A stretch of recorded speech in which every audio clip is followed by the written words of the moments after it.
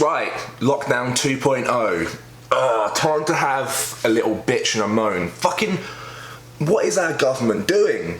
So it's been announced that on Thursday the entirety of the UK is going to go back on a full lockdown, but schools are allowed to remain open, and oh man, it's just beyond belief. So they're shutting down all retail businesses that do really well over the run up to Christmas. You know, pubs and restaurants that make a massive amount of their money in the run up to Christmas. They're shutting all of those retail businesses, all non-essential businesses, including gyms as well, to then just open them all up a month later, which is going to do absolutely nothing, because all these people who haven't been able to go out shopping or get ready for Christmas, they're going to all last minute be rushing. The shops are going to be more crammed than ever.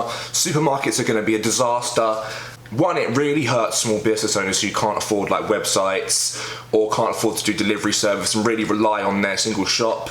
Loads of small restaurants are going to die, cafes are going to die. So my fiance obviously does accounts for a lot of businesses in her job, and she's an accountant, and a lot of them are really struggling. Like, some of them have just reopened, got back on their feet, and now they're just going to be fucked again by being shut down. And it's all for a half measure because they're leaving schools and universities open. Right, so I live next to about 3 schools, right? From March until September, when the schools were shut, I caught basically no colds or anything. I know most people were in lockdown, that's kind of the point, but I caught nothing. I was like pretty healthy most of the time, didn't really get any illnesses. As soon as the schools have reopened, because there's one literally right next to where I live, I have caught like 4 different things back to back. Now, that can't just be a coincidence. So why are they leaving them open but shutting everything else? It just seems completely pointless, and it's just going to do more harm than good. Especially like the gym point. All those gyms in Liverpool managed to remain open because there was no proof, or is not enough proof, that gyms directly spread the virus. And with all these new safety measures, spraying down machines after use, people actually keeping their distance, I think gyms are actually one of the cleanest and most spread out places. If you walk into a gym, there's not people on top of each other trying to get to a shelf and get some food. Everyone's generally pretty courteous, spaced out. Also, another point, when I was sick 2 weeks ago and I had that week off, the last place I fucking wanted to be was the gym. Like, if you're actually ill, right, you're not going to go into a gym. And I know some people say, oh, COVID symptomless, this and that, but generally if you're feeling quite a little bit run down anyway, you're just not going to go in and spread stuff. I don't think I've ever really seen many people coughing or sneezing at a gym. And more to the point as well, going to the gym, you know, keeping your weight down, doing exercise is actually going to make you a lot more resistant to viruses. Being inactive is actually really bad for your immune system and just your overall health. So you're actually more likely to cause more damage to these people if they manage to catch it, because they're not being able to train or do exercise. And there's obviously the mental health aspect as well, which I'm pretty sure has affected everybody who is used to going gym and uses it as a way to release stress, you know, just deal with certain problems. And the gym is a release for that. Exercise is proven to boost your mental health. It releases serotonin. And it's kind of a joke saying, oh yeah, just go and do some exercise outside. It's fucking November in the UK. Nobody's going to go outside in the wind and rain for a jog or a cycle. It's just not going to happen. In the summer, it was kind of okay for them to say that, because people were actually, you know, going in their gardens, doing some weights in the gardens, and, you know, able to go for nice runs or whatever. That's not going to happen now. So I think people's mental health is going to massively decline, because nobody's going to be able to do any exercise. They're going to be stuck inside for a whole month. Oh, it just winds me up, along with all the false negative testing of the COVID tests. So if, for example, you tested positive for COVID in February, if you got run over by a car and killed in November, your death would be counted as a COVID death. So a lot of the death rate figures are clearly falsified. The coronavirus tests have actually been proven to do a lot of false positive tests for other illnesses and other sort of flu strains. Not to mention the fact that the government's track and trace system is a complete fucking disaster, and they missed out literally weeks of data and then just stacked them on afterwards because their system, their fucking shitty Excel spreadsheet couldn't keep up, and it doesn't even work, and they're trying to base their entire decision about a whole country on facts and statistics that aren't even accurate. And honestly, from looks on social media and people I've been talking to, everybody is feeling the same now. Nobody wants this second lockdown, and it'll be interesting to see what happens. Like, some people might put up with it for a month, But I think, and I especially myself, if they decide to extend it one day over the month they've said they're going to, I'm just going to fucking ignore it, and I'm just going to not do anything that the rules say, because it's just absolutely taking the piss. And to be honest, if all businesses and gyms decided to stay open, what is the government going to do? They can't do anything. They're meant to govern us, not rule us, and making a decision, the decision should be our own on our health, right? So at the start, fair enough, the first lockdown, the first wave, they didn't know just how deadly the virus would be, you know, and they wanted to protect people. Fair enough. This second time round, they know the death rate's low and that the survival rate is really high. And yes, it's really infectious and it spreads really easily, but it should be people's choice to risk going out and maybe catching it, or they can choose to stay home. You shouldn't force everyone to shut to try and save a few people. It's just gonna, like if the death rate was 10-20%, I'd be like, fuck yeah, lock it down. Like that's a lot of people. But I think it's something stupid like 0.1% or ridiculous like that, which regular flu has a higher kill rate. So, and that's even when they're putting on the artificial numbers on top, like all these faked numbers where people have been hit by buses or died of organ failure, not COVID, or had underlying conditions and it's been counted as a COVID death. And basically, if you're healthy and you catch this, you're very unlikely to die. But anyway, that's my rant over. So now we're going to jump into some training footage. I actually do have some, and we're going to talk about my plans, what I'm going to do over this month where I can't go to gym, and how I'm going to sort of structure it, because it's right in the middle of my bloody bulk as well. Things were seriously taking an upturn. I was adding on like a decent amount of muscle quickly, and now they've been like, oh, I can't access heavy weights anymore. So, ugh. Okay, so my plans for lockdown are, I'm quite lucky in the fact that I will have access to some actual weight equipment for the month that gyms are closed. So it's not going to be a full set of equipment, but I'm going to have a barbell, a bench, a squat rack, some weights, up to 300 kilos worth. So I can definitely get a solid training session in this place on my own, and I'll still be able to carry on bulking. So that's great.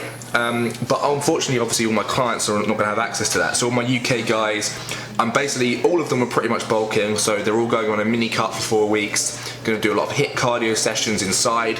I'm going to be doing some more HIIT cardio sessions inside, along with some other sort of cardio-based / weight-based exercise for conditioning, because I basically put on a little bit too much fat so far this bulk, and I just want to bring it back in a bit, tighten it up while carrying on growing.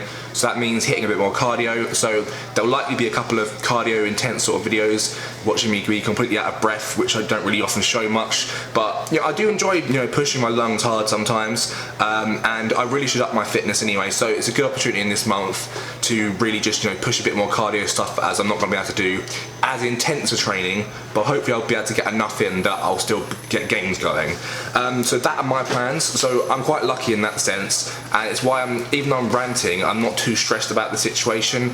Before I got really depressed because I lost all my gains, and especially if this is mid-bulk, I really don't want to be going backwards. So I'm really happy that that's not going to be the case, and we can keep doing some intense sessions. But it's just, the gym is always so much better. You've got that atmosphere, you've got the music, you've got people. Training on your own in an isolated room with some weights in it is not the same at all. But I'm going to get my motivation in there. I'm ready to really crack on with it, and that's just what I've got to do to keep growing. So anyway, back to this workout. Chest, currently I'm only training probably every 10 to 14 days, because for me it grows way too fast. I have been focusing on my weak areas, so I've been trying to bring up my arms to match my chest and back thickness. My arms aren't small, but they're just not big enough to balance me out. Calves has been another big point I've been working on, and just my legs in general. Gym shutting is a big bitch for that, because the machine stuff work I was doing for my legs, like heavy leg extensions, heavy leg press on top of doing squats too, was really what was helping push some growth. And I'm going to have to go back to doing pretty much only things you can do with a barbell. So I'm going to have to be a bit creative and try and do some heavy squat lunges and combinations, rather than just sticking to the old-fashioned machines. But that's okay. So yeah, they're the main weak points I've been focusing on. So chest isn't wanting to hit regularly because it grows really well for me, and part of that is my mind-muscle connection. So these exercises here are a really good way to really get your chest engaged over your shoulders and triceps, simply because these fixed machines keep your body in the range of motion to actually work your chest effectively. When you're doing these free weight exercises like dumbbells, barbells, sometimes you're not fully targeting the chest muscles, on these machines, I really find you can slow the tempo down, find where your muscles are getting optimum contraction, and really, you know, get that squeeze in every rep. So you can see here I'm taking nice slow negatives, nice squeeze at the top in this combo set, and this one's a really good way to work your inner pecs. It's probably one of the reasons my inner chest is so thick as well, because I've always done this sort of a cross body machine work with squeezing or like incline plate press as well to work with the inner chest.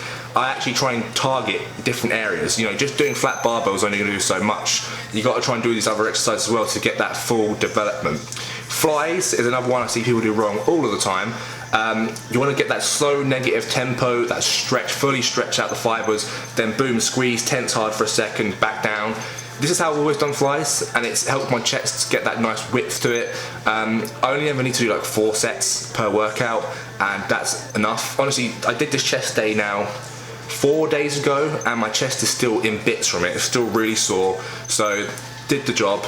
So flies, I love flies, and after this chest exercise, we went on to some biceps, which again is not something I normally train as much. I've been more focused on the triceps and forearms because they are really lacking, especially my forearms. I mean, I only really noticed it recently just how bad they are. So that's something that needs a ton of work. The reason I don't ever train them really as well is the same reason I didn't used to train calves. I don't enjoy it. I don't like that burn you get in your forearms and that pain through that tendon when you're doing training forearms, but I've just got to suck it up and do more of it. You know, so whenever I'm doing biceps now, I should have brought my fat grips for this session, but I didn't.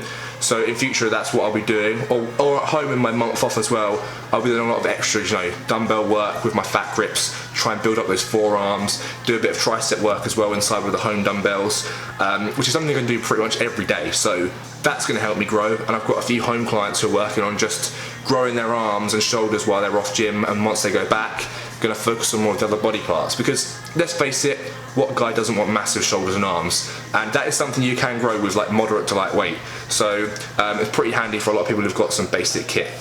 So yeah, hammer curls, supersets, also overhand curls, superset of those squeeze reps with the dumbbells are a really good way just to get blood flowing through the whole arm.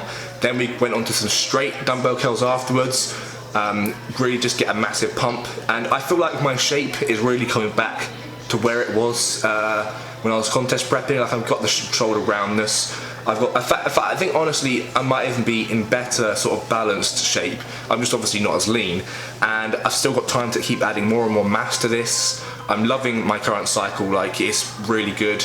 I don't feel any of the negatives I was getting from Tren, but I'm getting just as insane of pumps. My strength is going up just as much. My endurance during workouts is really good, and I'm just trying to utilise as much of it as I can. Just such a shame that I'm going to have another 4 weeks out of a proper gym facility, but I'm just going to make sure I crush it anyway. Final exercise was hammer curls, superset of plate curls. I've shown this exercise many times before. It's an excellent finisher. The reason I do these crossbody hammer curls is because it targets the biceps a bit more, and it's one of the ways that it's helped me sort of grow. So there's 2 different bicep heads obviously, and it just hits it slightly different to curls basically. It's also obviously getting some forearm work in there. If you wanted to target more forearms, you do the regular hammer curls. A crossbody is more targeting the biceps essentially. But I love this one. It gets you an awesome pump, and again you can see how I control the weight every rep. A lot of people will try and pick up 30s and hammer curl them, and all you're going to do is risk snapping your bicep tendon, to be honest. I don't see why people do that. Always think about the contraction, and especially now as you're going to be training at home for the next month and you're using lighter weights, you really want to focus on that contraction, because if you're just swinging it around with light weight and you're not getting any muscle contractions in there, you're not going to make any progress. You might as well not work out. So yeah, I feel like I'm decent size. You know, my arms are coming up there a bit. My tricep sweep's definitely a lot better than it was, and I'm just generally pretty happy with how everything's going. Just need to really crunch the legs and the weak parts, but things are going in the right direction despite all the fucking obstacles, and I am setting myself up to compete next year. That's the plan. I'm getting a coach in January, and we're just going to mash on with it. For now, while I'm gaining mass, I'm just going to go alone, but there's only 2 more months left of that. But yeah, anyway, I hope you guys have enjoyed my rant and all that, and there will still be more videos coming, even though gyms will be closed. I'm going to do a bit of different stuff again, but yeah, overall, I'm running positive, and I hope you guys are too. If you need some ideas for how to train at home, just give me a DM, because I've got loads of training plans from last lockdown that I gave to people, so they're just floating around, ready for other people to try out. But yeah, catch you guys soon, and hope you all stay alive and don't die of corona.